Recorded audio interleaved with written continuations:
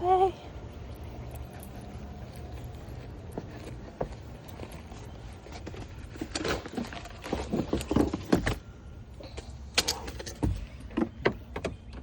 And maybe I would if I had tried it. I don't know. Okay, so what evidence do you need to convince yourself that you do have time for them?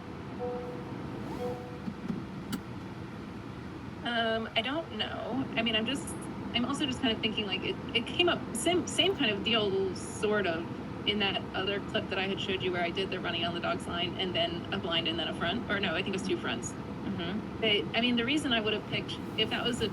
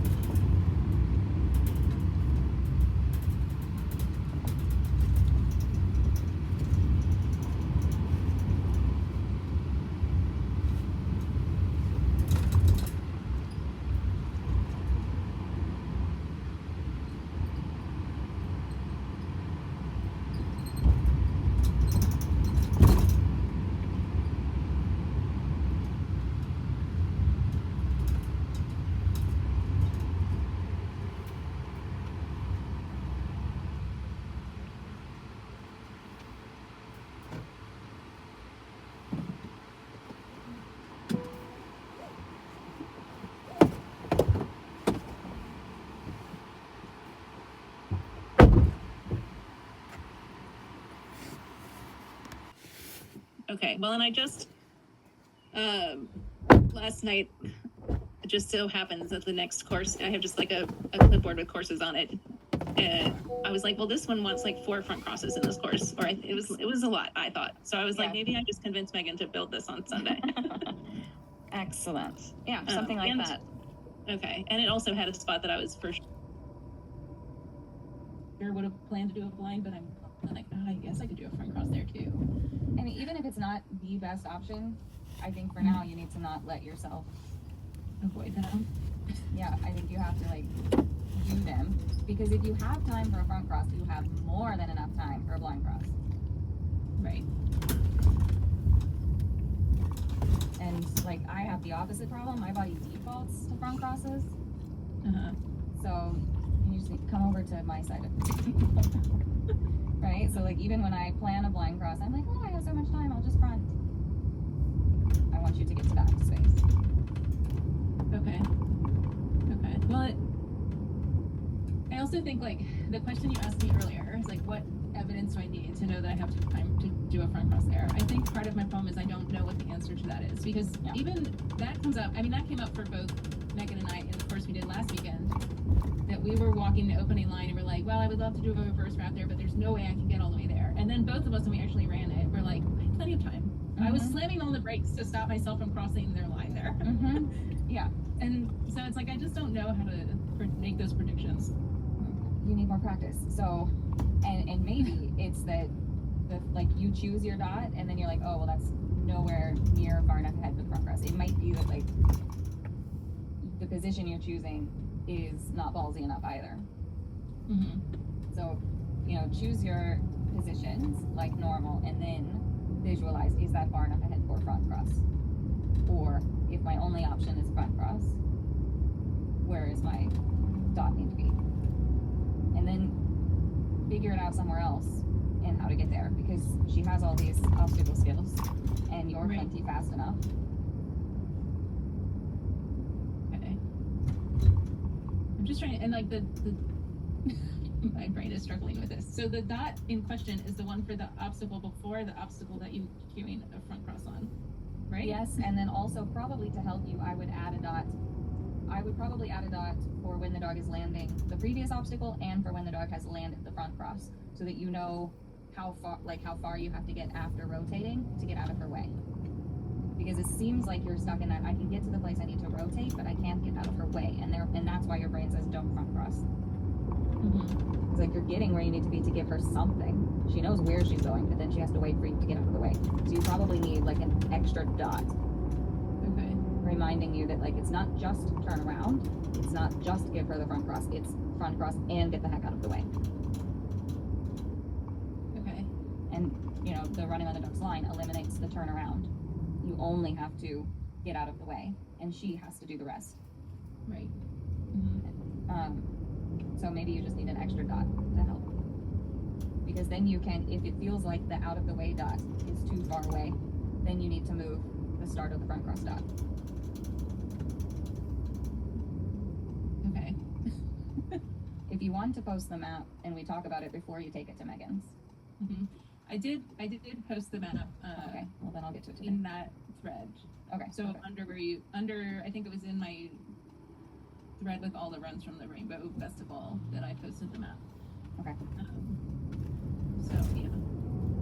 Then I will see it.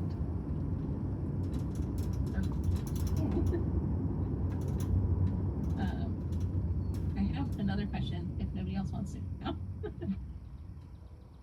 Do you want me to ask it? Yeah, unless someone else unmutes in the next 3 seconds or so. I'm like so chill, so everyone has to manage their own time. So I posted a video that's related to this as well. It's about the lead falls, but because so basically I went out and did a session of lead falls on Tuesday night and did rear crosses, and I'm like, hey, great, look, there's something happening in training that then at a trial turns into her popping out lead falls, which is when I rear cross, you can totally see her head like. Oh wow. Like, okay. Although you can just see her like lift her head, like where's she going? And then my question was kind of, what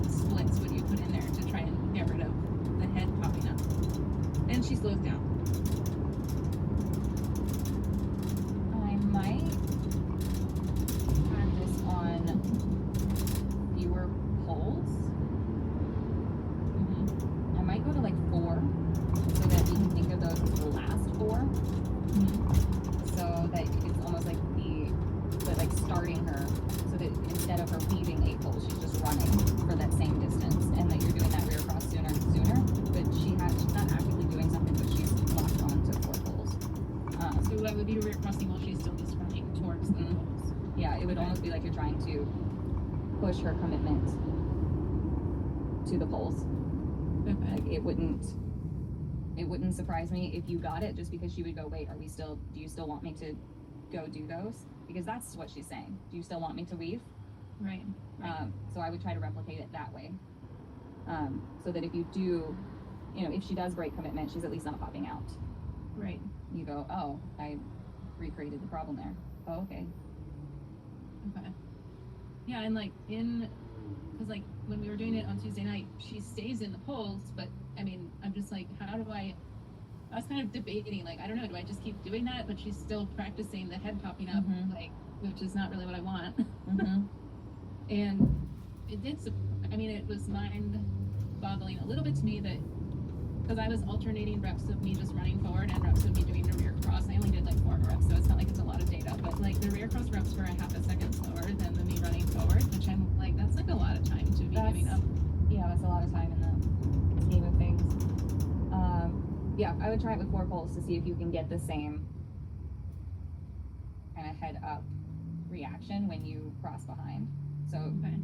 you will behave as if poles 1 through 8 are there. Yeah. Okay. You just can't. You can see them. She cannot see them. And if it's not produced there, then I can't say that she would have learned anything, but it was a good experiment. And then you can always do 6 and 6, and your rear crossing as she's starting the second set of 6. So same thing. She has something actively kind of going forward to. And we have options. Okay. Well, and I can do that tonight. And I guess my other thought, when you go, my prediction is if I send her to these 4 poles and then cross behind her, I would predict that she will maybe come with me. that would be my guess. Maybe she'll surprise me. I'll see how it goes. See how it goes. You can always change the reinforcer. You can put the reinforcer on the ground if she breaks commitment, things like that. You can always start closer, right? Fewer invisible poles. Right? You can split it in all sorts of ways.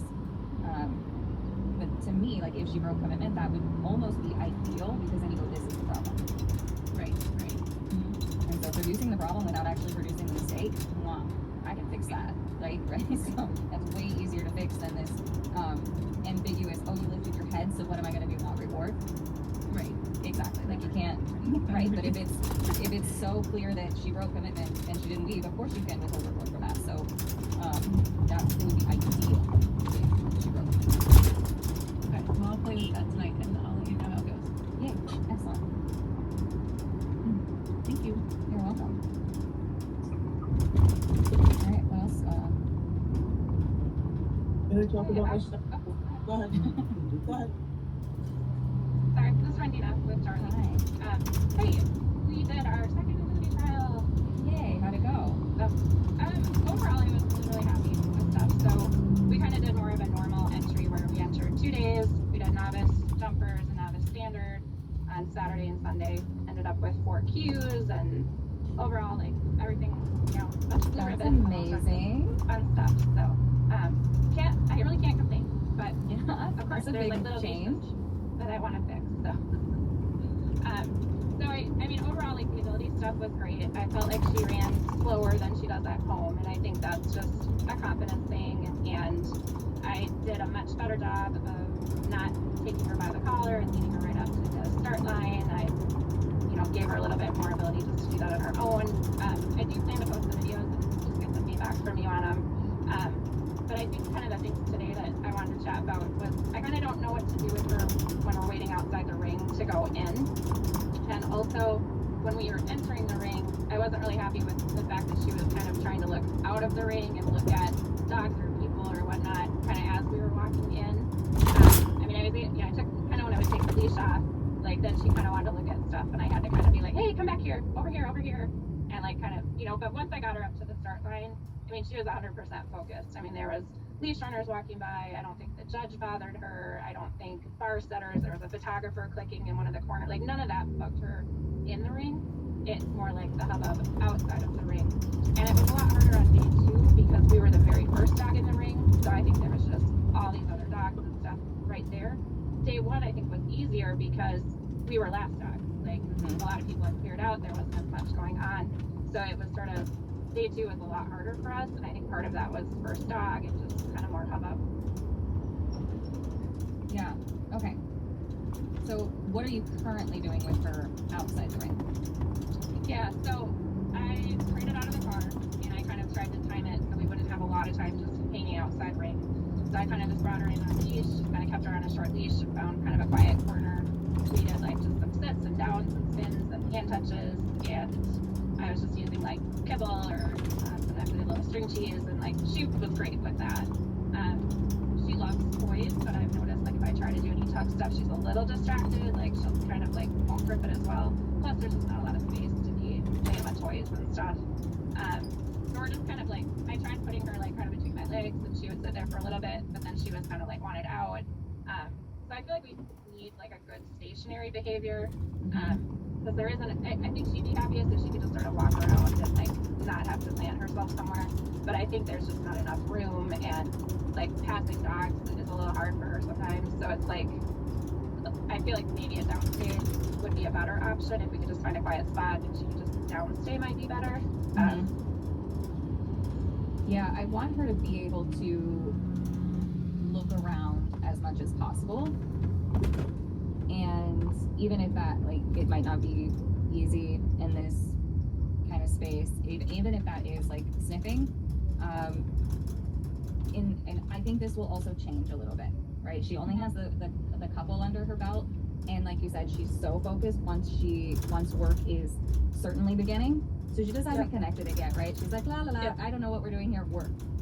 So pretty soon she's gonna come into the building and be like, we're working. So I like some of that will change, but I would like to, like you said, give her something that, you know, she is in the downstage, she's able to look around, and then when you can move with her, you can move, and she can sniff and move around when you move from one place to the other.